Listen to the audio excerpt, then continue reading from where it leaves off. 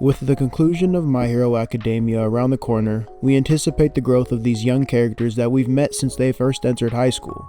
For myself, being the recent graduate in high school, now in my master's program, it's kind of crazy to look back on and see all these characters grow. Along with these growths, we learn about characters for the first time, for not every character has been fully fleshed out, even yet. The big twist in the beginning of Season 7 of My Hero Academia is the discovery of the UA traitor, Yuga Aoyama. Also known as the rich guy with the belly button beam, the shining hero is another example of personification through powers. When looking at Aoyama, you see a flamboyant, affluent, naive young boy, a kid used to getting what he asks for. His hero costume resembles medieval royalty, a monarch of sorts, with his sunglasses being an homage to Cyclops, his obviously inspired Marvel counterpart, but also a rendition of a crown. His confident aura makes his classmates assume he's just a confident, spoiled kid never batting an eye. This surface level analysis creates deductions that have been subconsciously molded to protect the sensitive, treacherous, and broken inside. All of this being said, we delve deep into the decisions made by Aoyama and his parents to betray the heroes of their world and to aid All for One. Aoyama is a classic example of a spoiled child, with the repercussions of material gifts and wants causing repercussions that affect the growth of a functional, independent young person. Being born into a wealthy family, the biggest want that he'd ever received was a literal quirk, due to him being born quirkless. With the only possibility of this becoming a reality in the world of the show is to go through All for One or One for All. With Deku receiving his quirks from One for All, Aoyama gets his powers from All for One. No idea why anyone would take a gift from a guy literally named All for One, but that's just me. As Aoyama receives his quirk as a gift from his parents, the child that expects all his wishes to come true is more content than grateful. This creates the first issue.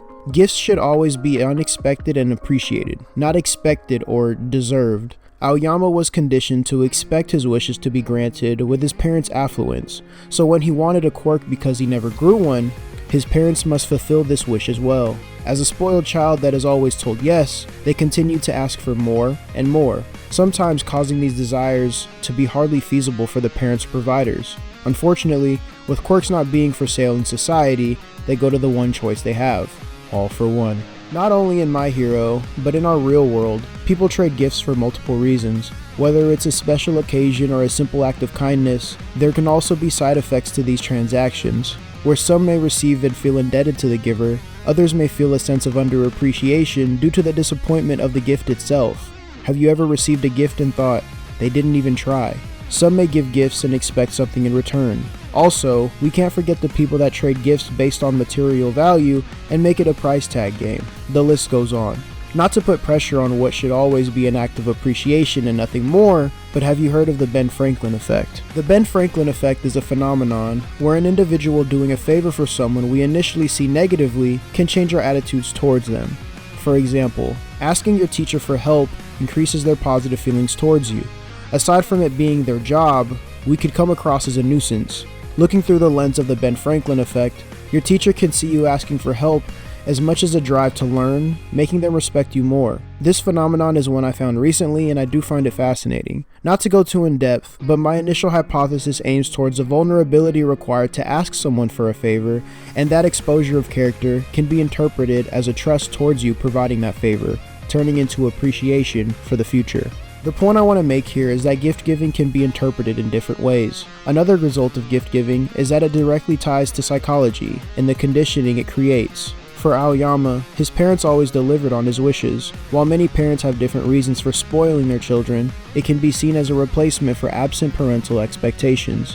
When a parent misses their child's sports game and comes home with a gift, hoping their child would forget the absence based on the elated response from the gift right in front of them. Simply put, this substitution of gift giving can replace the act of being present, but create an expectation of those same gifts in the future. Aoyama's parents aren't bad people for this, let alone are they the only ones to do this, but to make a lot of money requires a lot of time.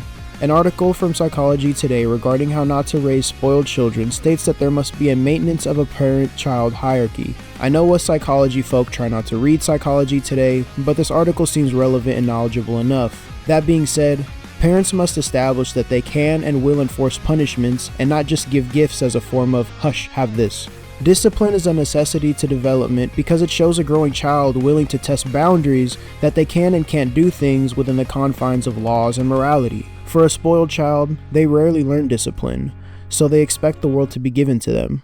Kind of a tangent here, I know, but I'm currently a teacher, so I see this every day. Overall, gift giving is a sensitive act because it can create a conditioning of expectations and behaviors. Classical conditioning is the process in which an automatic conditioned response is paired with a specific stimuli. With gifts as a stimuli, the act of giving a material directly promotes the behavior it is being given after. Subconsciously, this exchange is paired. Behavior equals reward/consequence. In this instance, a gift is most definitely a reward. If Aoyama is a spoiled brat, he was conditioned to behave a certain way because whenever he complained or asked, he received. As Aoyama developed his personality, his parents were also conditioned to deliver every desire for their child. Having to care for the brat that they developed, this transactional conditioning created an inferiority complex in Aoyama due to his reliance on getting what he wants. An inferiority complex is the constant feeling of inadequacy or insecurity in your life due to the belief that you are physically or mentally inferior to others. With an inferiority complex, a spoiled child may not develop a sturdy resilience with the absence of the desired good. They won't learn patience or develop a dedicated work ethic to receive these tangible goods themselves. For a spoiled growing child that should be learning proper coping mechanisms, they skip this necessary process and are simply given their desires, not needing to practice patience, hard work, etc. In moments they don't possess said desire, they feel inadequate or turn to the behavior that they are used to receive this desire. Circle back to earlier when we touched on how a spoiled child expects gifts and doesn't appreciate them. With a weaker sense of self, this can result in facades, typically seen in bully complexes. Insert Key and Peele skit here. As Aoyama's family gets him a quirk, they are indebted to All For One due to his manipulative nature. In order to pay the debt of his gift, Aoyama and his family must serve as double agents. To All For One's credit, using a weakened family and using their problems against them is ideal for manipulation. Simply, it can be harder or even impossible to manipulate a strong, open, and supportive person or family. This very weakened state of becoming reliant on delivering wants is where All For One finds the green light for extortion. Gaslighting used by All For One to make the Aoyama family feel indebted to him uses extortion to spawn fear, threatening their lives. Gaslighting is to manipulate another person into doubting their perceptions, experience, or understanding of events. As stated as one of the many possible outcomes from a reliance on gift giving, All For One uses manipulation on a feeble family to find the perfect spy. Regardless how you feel about this retcon, it opens the door to one of My Hero's themes commonly consistent in the show: choices. One overlooked theme contained in My Hero is choices. The choice to do bad or good in a world of superpowers is beautiful. In my opinion, a lot of My Hero's symbolism and thematic storytelling is overlooked, but I think My Hero Academia is hated on by a big portion of the anime community for no good reason, but I digress. The theme of having a choice has been seen throughout the entire series. From Bakugo being asked to join the League of Villains, to twice choosing to die for his friends, to Aoyama being given the opportunity now to do good as the climactic battle draws near. The character-driven narrative of My Hero is beautiful because they feel more human. They have choices to do what they do, just like us. We may not have quirks to fly, harden, or shoot projectiles, but the choice to do right or wrong. To believe that all is for one, or one is for all. Aoyama's betrayal is met with a silver-lined opportunity to be the double agent he's always been, but this time for the heroes. Not knowing where All For One and the villains are hiding, Aoyama is the only person on the hero's side that has ever come in contact with him aside from being attacked by him. Then, the heroes come up with the idea to use Aoyama as bait to finally catch All For One where they want him. Switching back to the analytical side of this narrative decision, we see that Aoyama, although initially feeling inadequate to live up to being a hero after the constant berating, he has a choice to finally do the right thing. From inferiority complex to second chance hero, the required response to end a condition is called extinction. Extinction is defined as the gradual weakening of a conditioned response that results in the behavior decreasing or disappearing. In order to remove a response from a condition, it requires the same active pattern of behavior and reward and consequence. The class of 1A supports Aoyama being given a second chance to become a hero, and they begin their fight against All For One and his army. Although Aoyama has been a hero up until this reveal, I believe he still has a chance to do the right thing as the show suggests. We all do. We all have a chance at the next moment life gives us to change the person we were moments ago. You just have to surround yourself with supportive folk and recognize those that don't have your best interest in mind and block them out. Regardless of how you feel about Aoyama now, he is a reminder that we always have a choice.